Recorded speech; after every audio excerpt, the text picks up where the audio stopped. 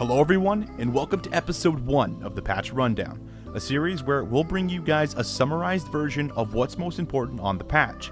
We're a week into Cold War, and we got plenty of game-changing updates that just went live, so let's get into it. First and foremost, let's talk about weapons. For assault rifles, the FFAR got a massive recoil nerf. Max damage reduced by 3.5% and max damage range reduced by 33%, overall making the stats a little more balanced and making it a bit harder to control. For submachine guns, they reduced the effective range by 33%. That's about 15.24 meters to 10.16 meters. They added more initial recoil by tweaking several bullet trajectories. This change is supposed to make it more difficult to stay on target, but won't affect vertical and horizontal control stats in Gunsmith. Tactical rifles, the M16 and the AUG, guns I'm sure we're all familiar with from our public matches, and well, Treyarch has also taken notes, as they have reduced the max damage range by 15%, 25.4 meters to 21.59 meters, that's for the M16. For the AUG, they have reduced max damage range by 20%, that's 38.1 meters to 30.48 meters. Both guns got increased sprint to fire time, slightly less move speed while firing, and slightly increased delay between bursts. Fire rate attachments have been rebalanced. Laser attachments, aka your hip fire on both weapons, has been slightly nerfed as well. Heading over to the last two weapons in the tactical rifle group, that is for the Type 63 and the DMR-14. Both got very similar buffs.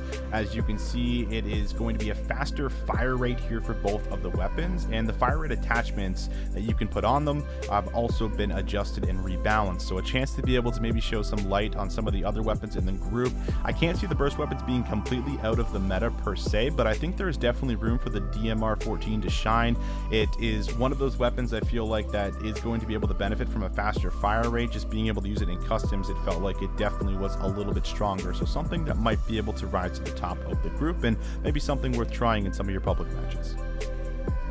Heading over towards snipers. If you're a big sniper player, you are absolutely not going to like this or enjoy this, but for all you sniper players, every sniper has been nerfed on their sprint to fire time as well as their shooting move speed, making it a bit harder to go for those quick scope kill feeds. It's certainly something that's probably going to take a little bit of getting used to. The timing is going to be off coming out of that sprint looking for that scope, so something that you're going to have to go and toy with in some public matches for sure.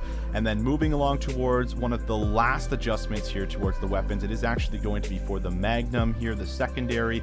They have slightly improved fire rate, improved max damage range, and improved visibility while firing after that first shot, making it a bit easier to use and aim. Moving on to accuracy and movement. This is actually a really big one. Slide canceling got so much easier in this patch, and I can't imagine it was intended. If you have auto sprint enabled, you can do a simpler slide cancel without even using your X or jump button. You can simply just press your slide button again, and you will come out of that slide animation able to get yourself out of the slide that much quicker, very similar to how we played in the alpha and the beta.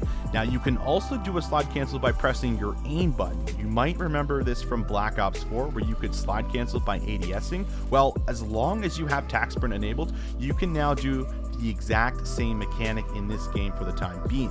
For accuracy, they have added options to use gun response curve type, an option where you can select standard, linear, or dynamic. In previous games, dynamic has been used, but in this game it very well could be a setting that's different for everyone and is more of a preference on what works for you individually.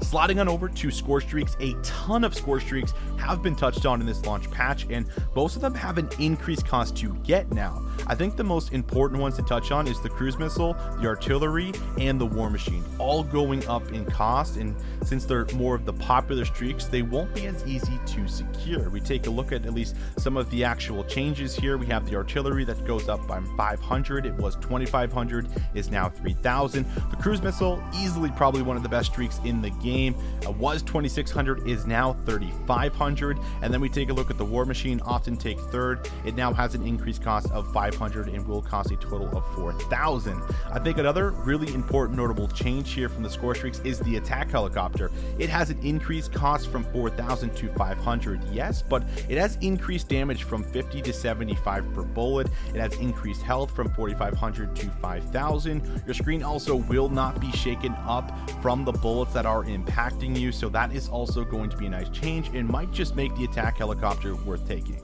To end episode 1, we got an update for the bomb sites on Moscow. I think this is something that was very much needed, and as you can see, A is a lot easier to play around as you have a safer exit when planting the bomb. For the B bomb site though, things got that much harder. This was a hard site to press before, but now the bomb site is deep into the spawn building on defense and is going to be a lot more difficult to get control of when dedicating pushes to this site.